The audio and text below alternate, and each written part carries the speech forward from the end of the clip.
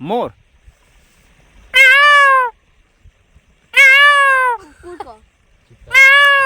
कुत्ता।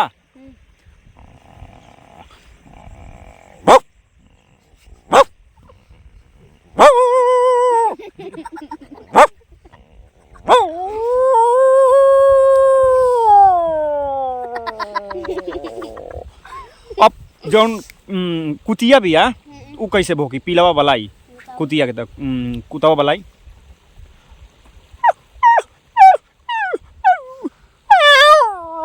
आउ तो कुतिया कही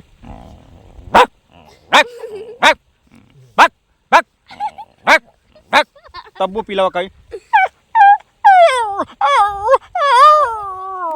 आउ आउ आउ।